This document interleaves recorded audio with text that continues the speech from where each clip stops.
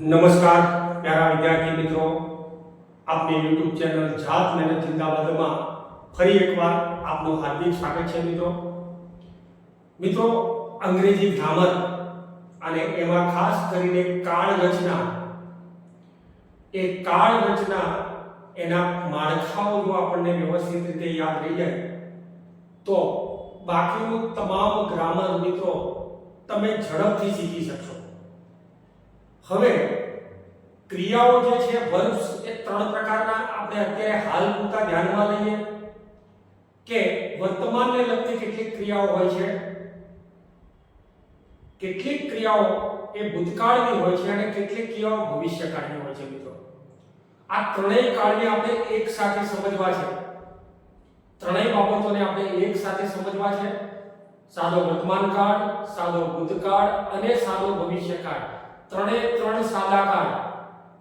એની વાક્ય રચના કેવી હોય, કેવા ફેરફારો કરીશું, કઈ બાબતોનું ધ્યાન રાખવું છે, તો આ તમામ બાબતોની એક જ વિડિયોમાં આપણે ચર્ચા કરવી છે મિત્રો.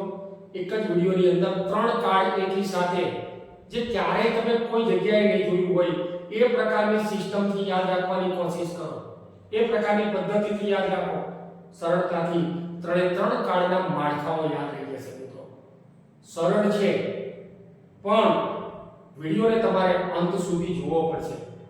તમે વચ્ચેથી વિડિયોને છોડી દેશો તો એની કાળ રચના અથવા તો જે કંઈ માહિતી છે, કોઈ પણ માહિતી હોય, જ્યારે તમે એને અધવચ્ચે છોડી દેશો તો તમે પૂરેપૂરું જે ગ્રહણ કરવાનું છે નથી કરી શકવાના.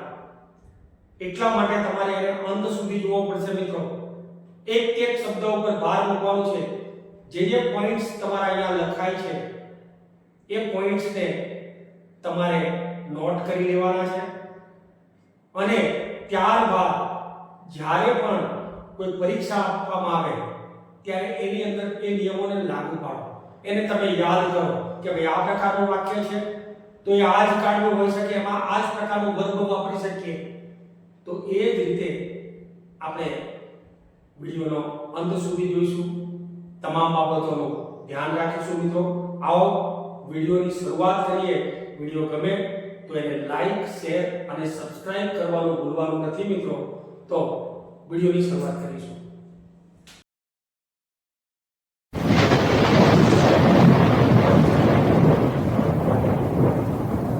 મિત્રો, ટેન્સીસ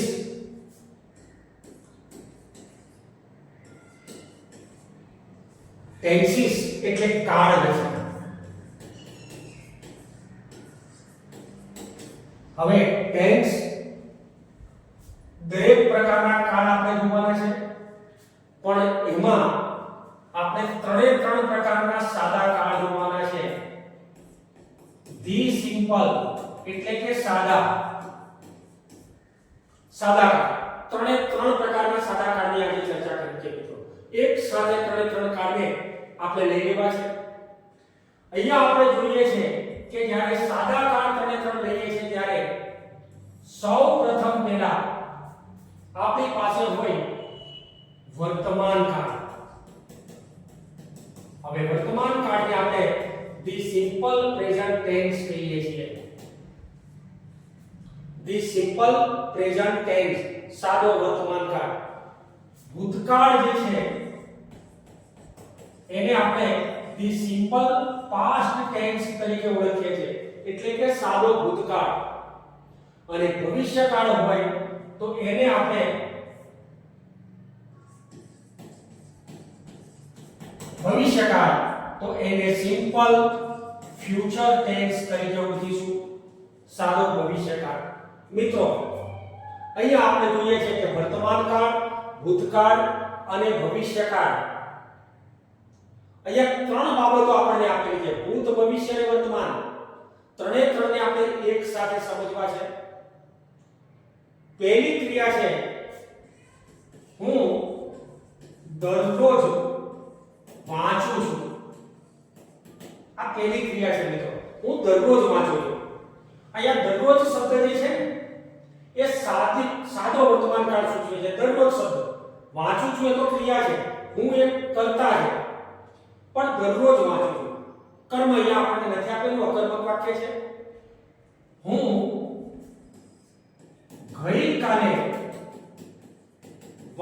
વાંચતો હતો. અહીંયા આપણે આવું વાક્ય આપેલું છે, હું ગઈકાલે વાંચતો હતો. અને ત્રીજું વાક્ય આપણે લઈએ ત્યારે હું આવતીકાલે વાંચીશ. આ ત્રણ વસ્તુ છે મિત્રો. અહીંયા દરરોજ, અહીંયા ગઈકાલે, અહીંયા આવતીકાલે. હવે દરરોજ જે છે એના ઉપરથી આપણે કહીએ કે જે નિયમિત ક્રિયા છે, આ નિયમિત ક્રિયા એના માટે હંમેશા સાદો વર્તમાન કાળ વપરાય. નિયમિત ક્રિયાઓ, રોજબરોજની ક્રિયાઓ, એના માટે સાદો વર્તમાન કાળ કહેવાય. બની ગયેલી ઘટના જે છે, બની ગયેલી ઘટના, ભૂતકાળ થઈ ગયો છે, ઇતિહાસ. બની ગયેલી ઘટનાને તમારે દર્શાવવી હોય તો એના માટે તમારે ભૂતકાળનો ઉપયોગ કરવાનો, અને આગાહી કરવા માટે, એટલે કે ઘટના બનશે, અગાઉથી આપણે જાણ કરીએ છીએ કે આ પ્રકારની ઘટના બનશે, આવા પ્રકારનું કરીશ અથવા તો થશે, તો આગાહી કરવા માટે તમે ભવિષ્યકાળનો ઉપયોગ કરો છો. એટલે ખગોળશાસ્ત્રીઓ અને જે જ્યોતિષશાસ્ત્ર છે તમારા ભવિષ્ય વિશેની જાણકારી આપે છે, ખાસ પ્રકારની કુંડળી દ્વારા. વરસાદના પણ કેટલાક વર્તારા જે છે ભવિષ્ય ઉપરથી આધારિત છે મિત્રો. કાલે વરસાદ પડશે તો એના માટે ભવિષ્યકાળ વપરાય છે. તો અહીંયા આપણે જોઈએ છીએ કે ત્રણ કાળ. જે કાળ રોજબરોજની ક્રિયા દર્શાવે છે તો સાદો વર્તમાન કાળ, બની ગયેલી ઘટના દર્શાવે છે તો ભૂતકાળ, અને હવે પછી બનશે એવી ઘટના દર્શાવે છે એની આગાહી કરવા તો ભવિષ્યકાળ. બીજી વસ્તુ આપણે લેવાની છે કે નિયમિત ક્રિયાઓ જે છે એક સાથે સનાતન સત્ય મિત્રો. આ સનાતન સત્યો જે છે એ હંમેશા સાદા વર્તમાન કાળમાં જ હોય. સનાતન સત્યો એ હંમેશા સાદા વર્તમાન કાળમાં હોય. તો અહીંયા આપણે એના બાબત લઈએ છીએ કે નિયમિત ક્રિયા, અને હવે લઈએ છીએ સનાતન સત્યો. સૂર્ય એ પૂર્વમાં ઉગે છે, the sun rises in the east. તો ત્યાં આપણે લઈએ છીએ સનાતન સત્ય છે. એ જ રીતે કહેવતો, મહાવરા એટલે કે રૂઢિપ્રયોગો, આ તમામ વસ્તુઓની સાથે મિત્રો તમારે સાદો વર્તમાન કાળ વાપરવાનો છે. અહીંયા તો આપણે જોઈએ છે કે ભૂતકાળની બનેલી ઘટના જેને આપણે આ પ્રમાણે થયું હતું તો એને આપણે ઇતિહાસ કહીએ છીએ. Long a king lived in Bengal. ઘણા સમય પહેલા બંગાળમાં એક રાજા રહેતો હતો, તો એ ઇતિહાસ છે. હવે એ બની ગયેલી ઘટના એ ઇતિહાસ થઈ ગઈ છે. તો અહીંયા આપણે ભવિષ્યકાળ, I will meet you tomorrow, હું આવતીકાલે તમને મળીશ, આગાહી કરવી છે. તો અહીંયા બે બાબતો હોય, એક નિશ્ચિત ઘટના અને બીજી છે અનિશ્ચિત ઘટના. હવે નિશ્ચિત ઘટના એટલે શું? તો જ્યારે કોઈ ચોક્કસ દિવસે રવિવારે હું તમને મળવાનો છું તો આ એક નિશ્ચિત ઘટના છે.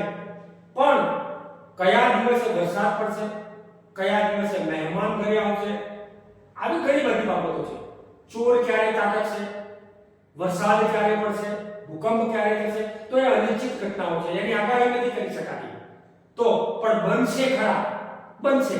તો બનશે એવી ઘટનાઓ એને આપણે ભાવિ સાથે સંકળીએ છીએ, એ ભવિષ્યકાળ છે. મિત્રો આ થયું કઈ ઘટનાઓ માટે વપરાય તે. હવે જ્યારે આ ઘટનાઓને આપણે ઓળખવી છે તો ઓળખ માટેના શબ્દો કયા કયા હોઈ શકે? તો અહીંયા આપણે જોઈએ છે કે ઓળખ માટેના શબ્દો જ્યારે લઈએ છીએ ત્યારે કયા કયા વાપરી શકીએ? તો સૌપ્રથમ ઓલવેઝ, એના નકાર સાથે આપણે નેવર લઈએ, અને સમટાઇમ્સ. આવા શબ્દો જ્યારે આપેલા હોય, ઓલવેઝ, નેવર, સમટાઇમ્સ, તો એ સાદો વર્તમાન કાળ જ હોય. ઓલવેઝ શબ્દ જે છે નિયમિત ક્રિયા સૂચવે છે, નકારનો મતલબ ક્યારે નહીં, અને સમટાઇમ્સ એટલે ક્યારે. અહીંયા ત્રણે ત્રણ શબ્દો જે છે વર્તમાન કાળ સૂચવે છે.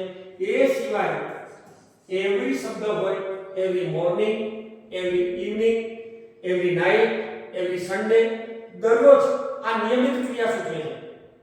એકાંતરે નિયમિત ક્રિયા, એના માટે રેગ્યુલરલી, એ જ રીતે ડેઇલી આવી જે ઘટનાઓ છે તો ગ્રેજ્યુઅલી ક્રમશઃ આવા શબ્દો જ્યારે તમને આપેલા હોય ત્યારે એને સાદો વર્તમાન કાળ સમજવો. મિત્રો ભૂતકાળ સૂચક કેટલા શબ્દો છે? એ ભૂતકાળ સૂચક શબ્દો જ્યારે આપણે લઈએ ત્યારે એમાં પહેલામાં પહેલું છે yesterday એટલે કે ગઈકાલે, ત્યાર પછી that અને last evening, that evening, that day, last day વગેરે વગેરે. તો that અને last, ago, long ago આવો શબ્દ તમને આપેલો હોય તો આ પ્રકારની જ્યારે ઘટનાઓ હોય ત્યારે એ ઓળખી શકીએ કે ભૂતકાળ જ છે અને એમાં આપણે ભૂતકાળ સૂચક ક્રિયાઓ જે છે એના વર્ગનો આપણે ઉપયોગ કરીશું. તો એ રીતે ઘણા બધા છે. ટાઈમ તમને આપેલો હોય તો ભૂતકાળનો ઈસવીસન પૂર્વે આવી ઘટના બની હતી તો ત્યાં પણ તમે એને ભૂતકાળ કહી શકશો. મિત્રો ભવિષ્યકાળની જ્યારે આપણે ચર્ચા કરીએ છીએ ત્યારે ભવિષ્યકાળમાં ટુમોરો, હવે ટુમોરો એટલે આવતીકાલે, આવતીકાલે આ ઘટના બનશે. ટુમોરો શબ્દ લીધેલો છે તો એ આવતીકાલની ઘટના છે માટે ભવિષ્યકાળ છે. એ જ રીતે નેક્સ્ટ શબ્દ આપેલો હોય, નેક્સ્ટ મોર્નિંગ, નેક્સ્ટ ઇવનિંગ વગેરે વગેરે. ઇફ અને અનલેસ જેવા વાક્યો આપેલા હોય.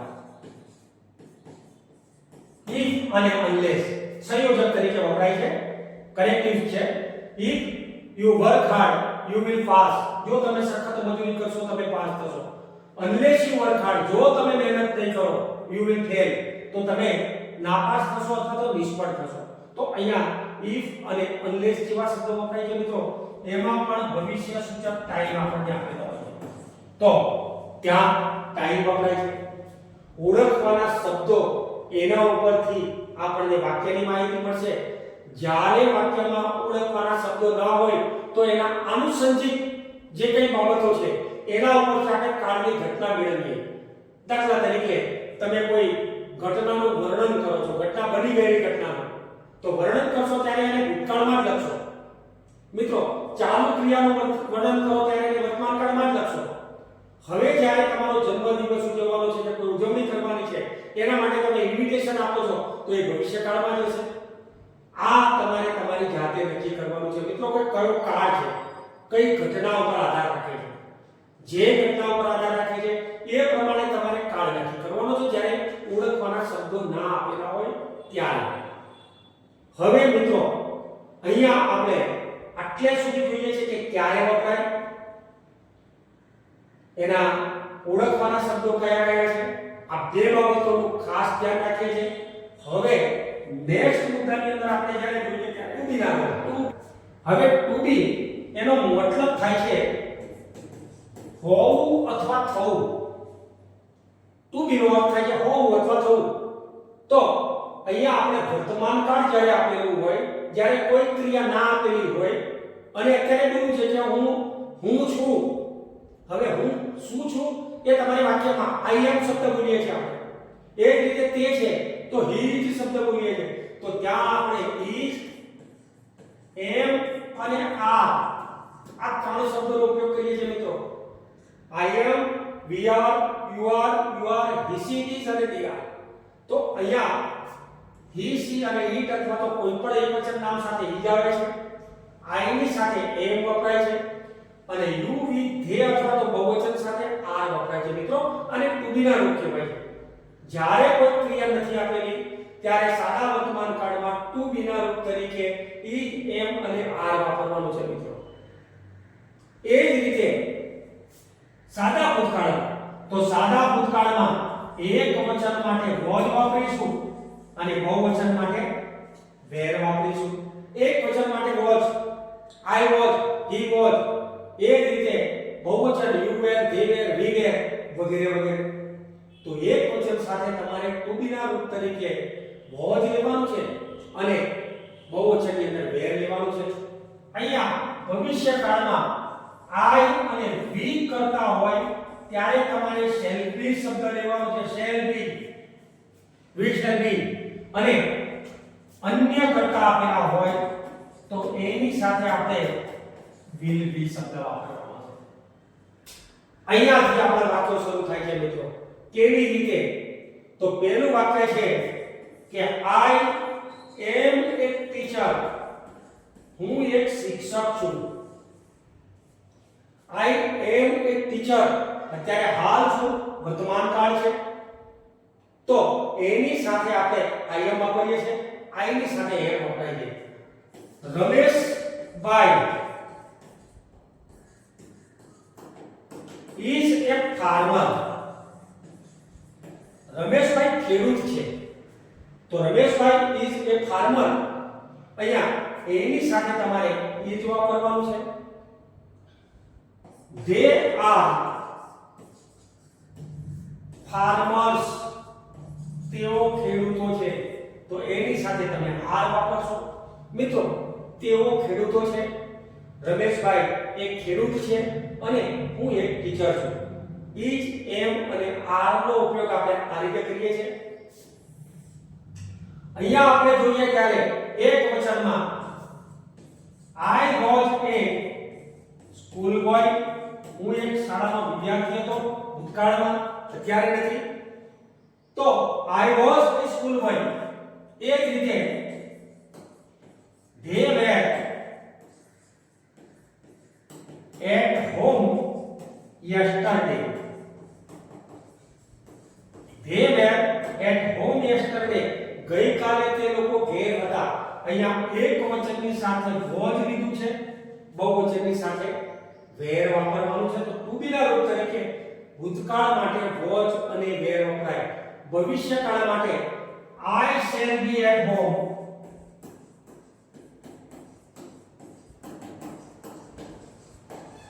tomorrow. I shall be at home tomorrow. તો અહીંયા આપણે જોઈએ છે કે આવતીકાલે હું ઘેર હોઈશ. હવે I અને he આપેલા હોય ત્યારે તમારે shall ની સાથે be લેવાનું છે. પણ he આપેલું હોય અથવા તો Hina will be at home tomorrow. તો હિના આવતીકાલે તેના ઘરે હશે. અહીંયા આપણે જોઈએ છે કે હિના અથવા એની જગ્યાએ he, you, I અને we સિવાયના કોઈ પણ સર્વનામ આપ્યા હોય મિત્રો, તો એની સાથે તમારે will અને will ની સાથે be વાપરવાનું છે. તો આ થયા આપણા to be ના રૂપો. to be ના રૂપ તરીકે is, am, are વર્તમાન કાળમાં, was અને were ભૂતકાળમાં, અને I અને be ની સાથે shall be, અન્ય કર્તા સાથે will be આવે. કોઈ પણ સર્વનામ આપ્યું હોય એની સાથે તમારે will be લેવાનું છે. તો એ ભવિષ્યકાળ છે. હવે નેક્સ્ટ પોઈન્ટ ઉપર આપણે જઈએ ત્યારે લેવાનું છે એ છે to have. મિત્ર, to have નો મતલબ થાય પાસે હોવું.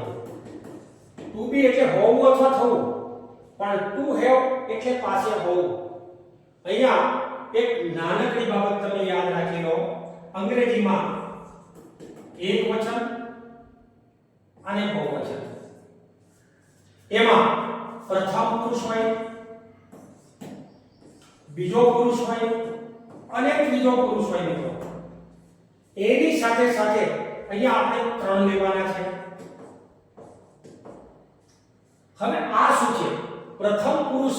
આને તમારે ધ્યાન રાખવાનું છે.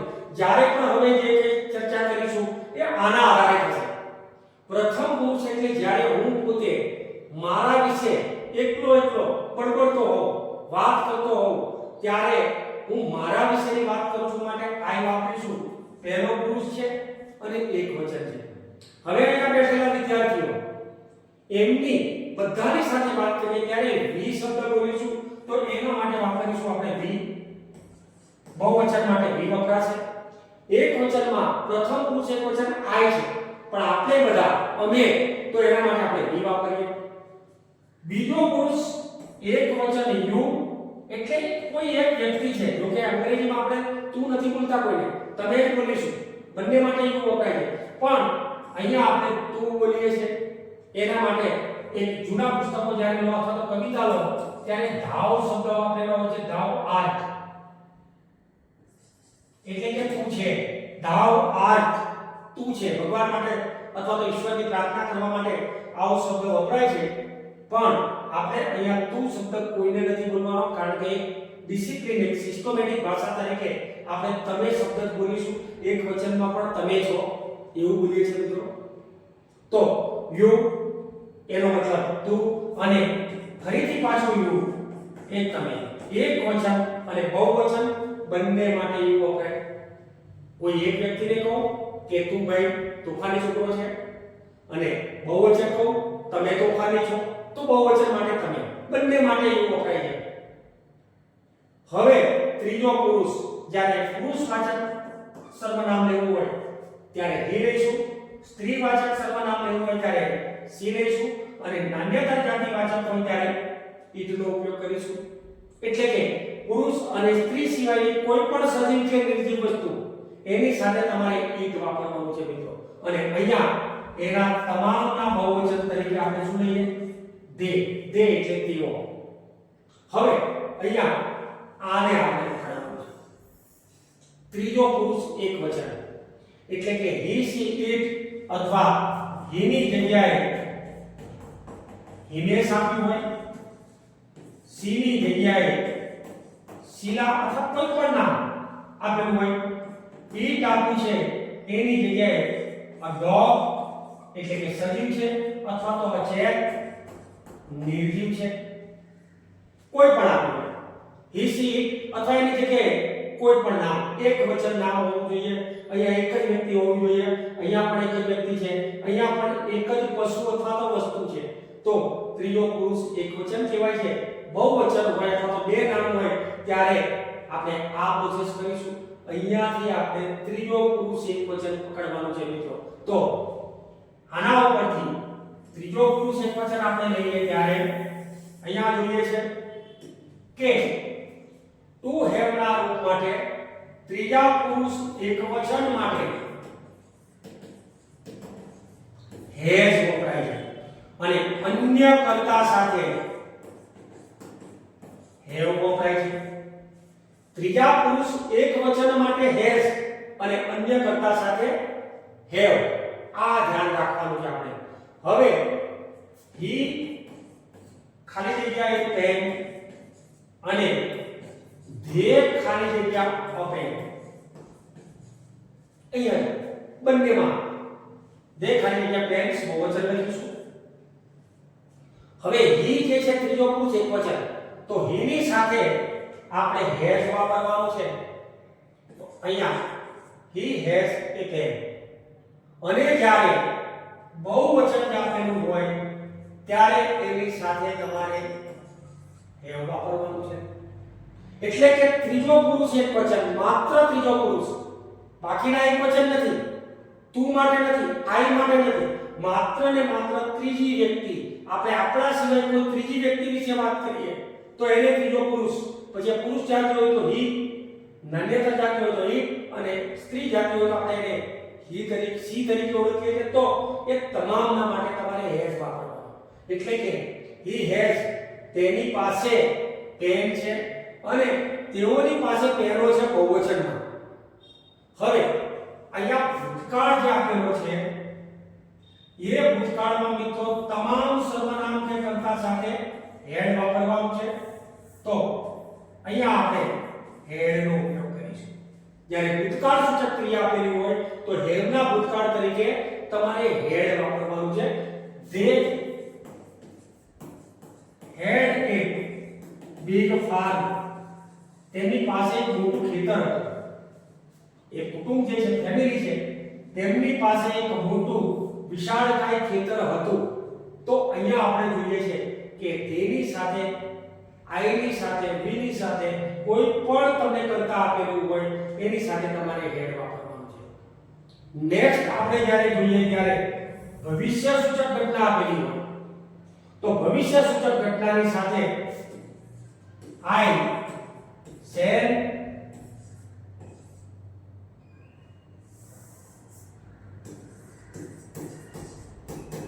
હેવ અને યુ વિલ હેવ.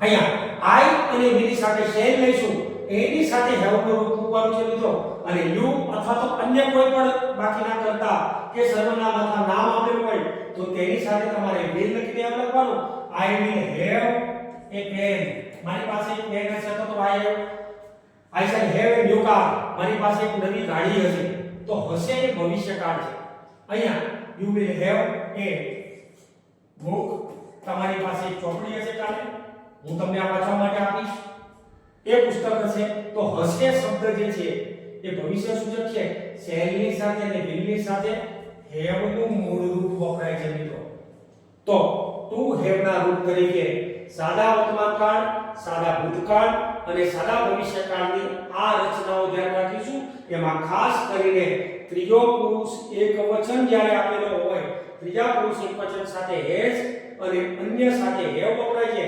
ભૂતકાળમાં had વપરાય છે અને ભવિષ્યકાળમાં will કે shall સાથે have વપરાય છે નેક્સ્ટ આપણે ક્રિયા હવે મિત્રો વર્બ એટલે કે ક્રિયાપદ વર્બનો જ્યારે આપણે ઉપયોગ કરીએ છીએ વર્બ ક્રિયાપદ તો અહીંયા સાદા વર્તમાન કાળમાં આપણે બે બાબત યાદ રાખીશું એક ત્રીજો પુરુષ એકવચન અને અન્ય કરતા ભૂતકાળમાં ત્રણ પ્રકારની ઘટનાઓ એ આપણે પછી જોઈએ છે ત્રીજા પુરુષ એકવચન નું કોઈ પણ ક્રિયાપદ આપેલું હોય તો ક્રિયાપદને અંતે s અથવા es લગાડવાનું છે મિત્રો s અથવા es લાગે ફક્ત વર્તમાન કાળ પૂરતું સમજી લો ત્યાં તો s અથવા es ક્યારે લાગે છે કેવા નિયમોને આધારે લાગે તો જે ક્રિયાપદ આપેલું હોય એ ક્રિયાપદને અંતે s double s sh ch x o કે z આપેલા હોય જે ક્રિયાપદને અંતે આટલા શબ્દો આપેલા હોય દાખલા તરીકે wash એટલે ધોવું catch એટલે પકડવું એ જ રીતે go એટલે જવું ત્યાર પછી mix એટલે મિશ્રણ કરવું તો આ જે છે એની સાથે હંમેશા es લાગે washes catches goes mixes વગેરે વગેરે તો તેની બાબત આપણે આ નોટ કરી લઈશું કે જે શબ્દની પાછળ s double s sh ch x o કે z હોય એવા તમામ ક્રિયાપદો એના છેડે તમારે s es લગાડવું છે હવે મિત્રો નેક્સ્ટ મુદ્દો જોઈએ ત્યારે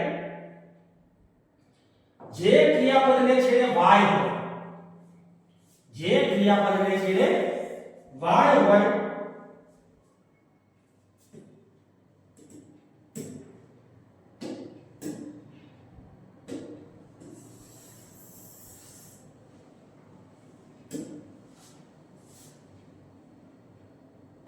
મિત્રો જે ક્રિયાપદ ને અંતે y અને y પહેલા સ્વર હોય અથવા y પહેલા વ્યંજન હોય આ બે બાબતો પર આપણે વાત રાખીએ જે ક્રિયાપદને અંતે y હોય ને y પહેલા સ્વર હોય અથવા y પહેલા વ્યંજન હોય જો y પહેલા સ્વર હોય એટલે કે પ્લે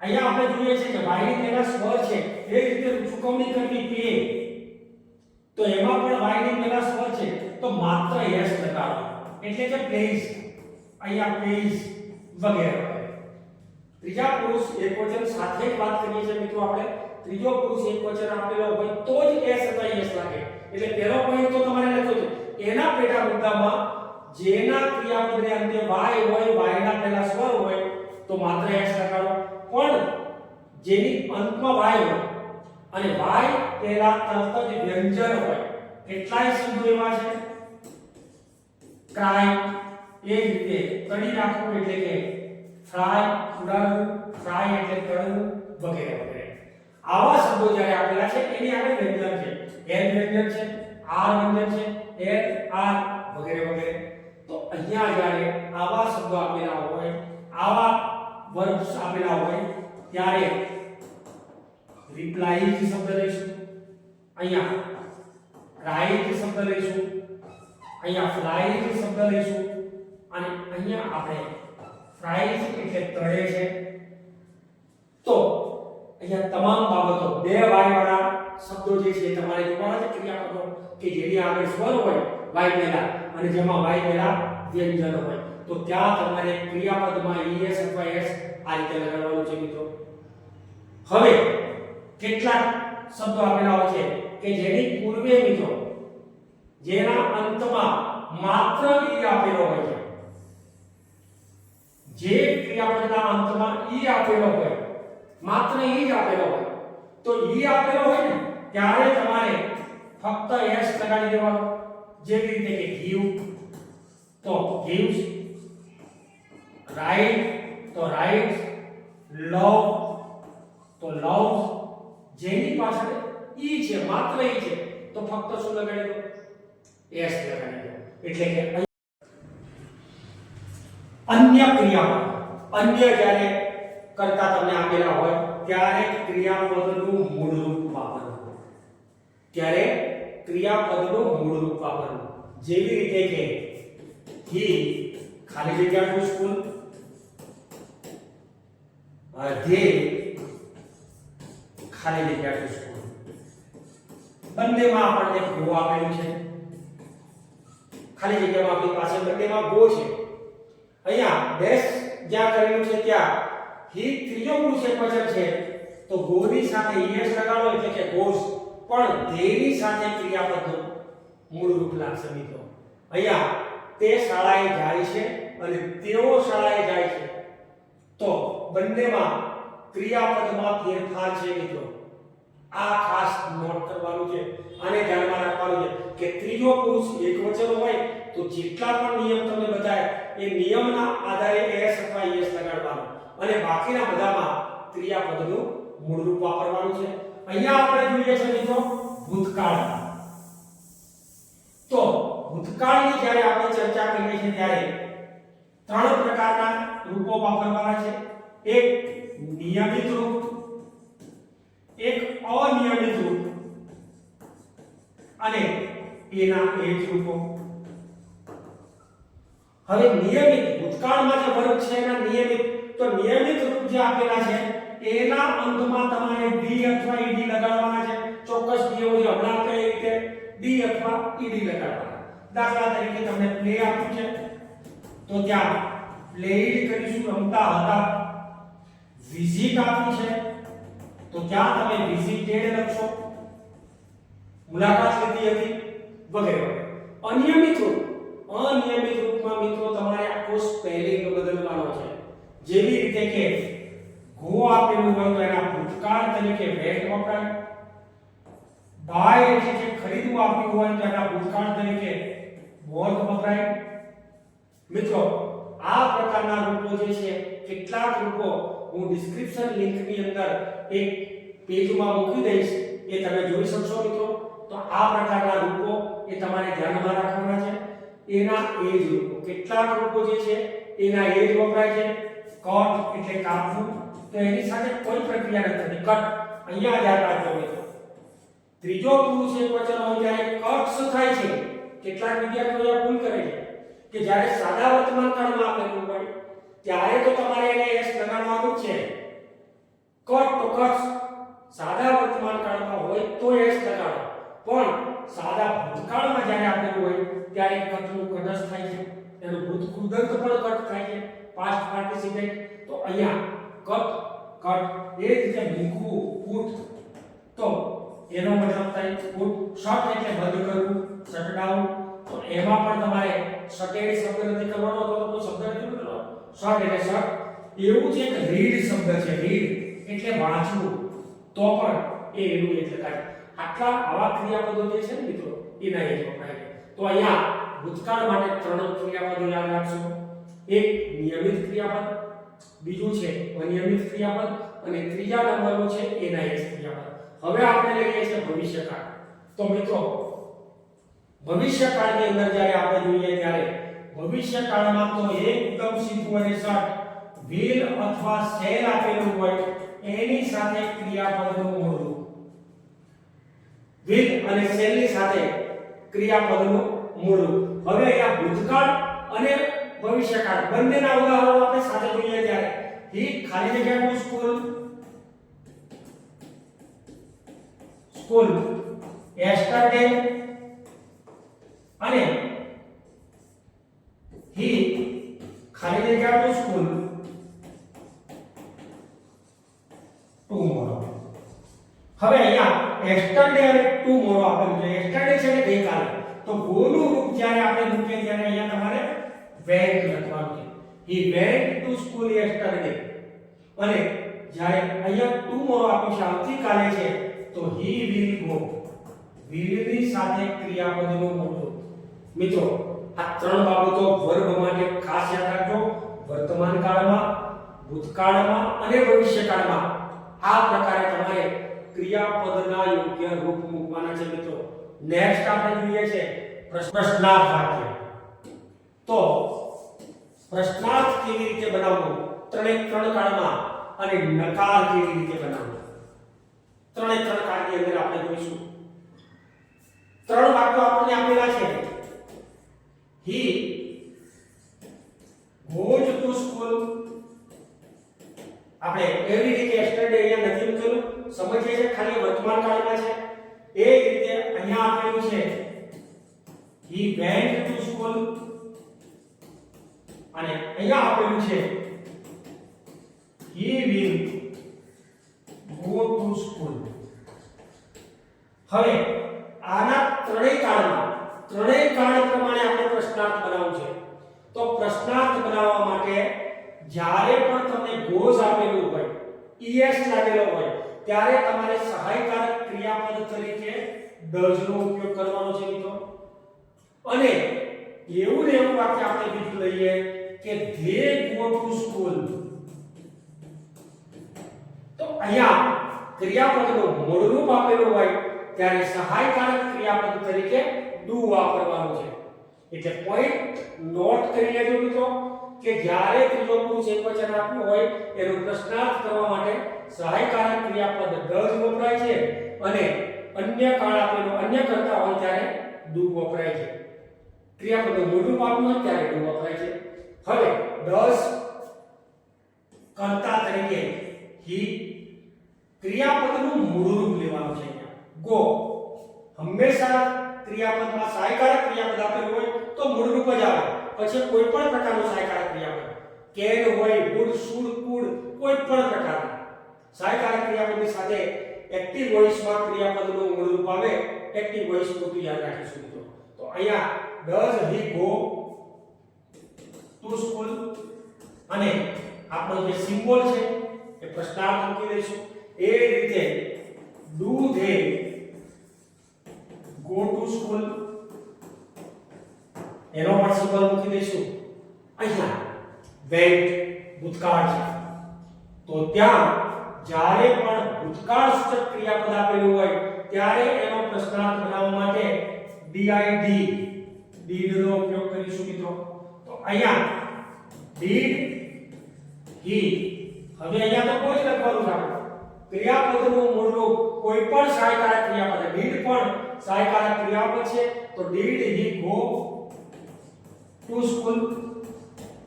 અને અહીંયા મિત્રો will આપ્યું હોય ત્યારે તમારે will ને કર્તાની પૂર્વે મૂકવાનું છે. will ત્યારબાદ કર્તા તરીકે he. will he go to school. આ તો એક બીજી થઈ ગયું પ્રશ્નાર્થ મિત્રો.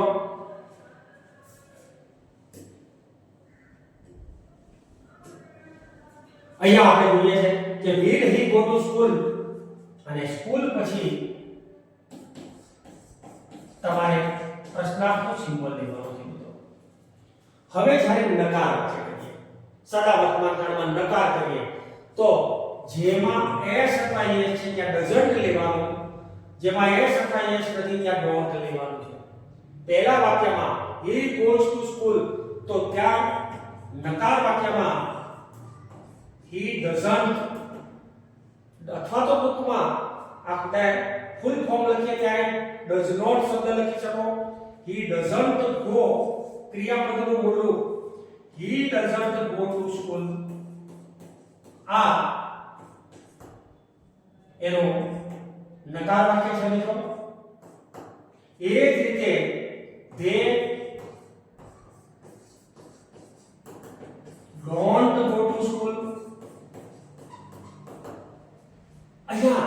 આગળ જોઈએ છે ભૂતકાળની ઘટના.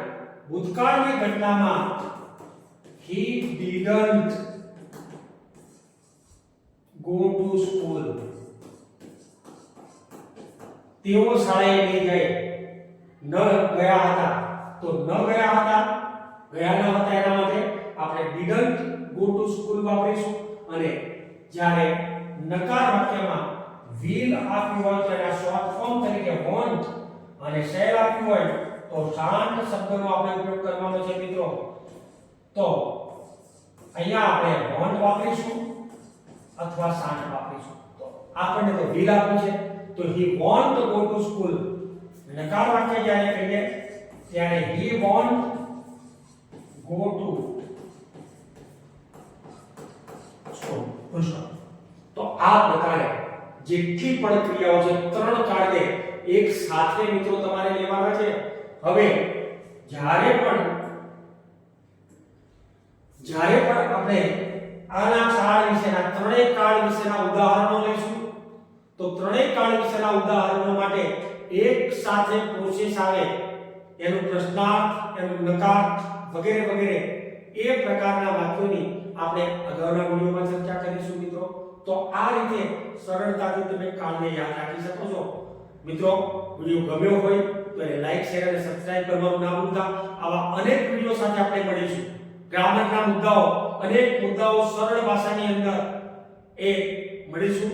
સરસ મજાની નોટ બનાવી હશે તમે, એ નોટમાં ઉતારી લીધું હશે. વારંવાર પુનરાવર્તન કરજો મિત્રો.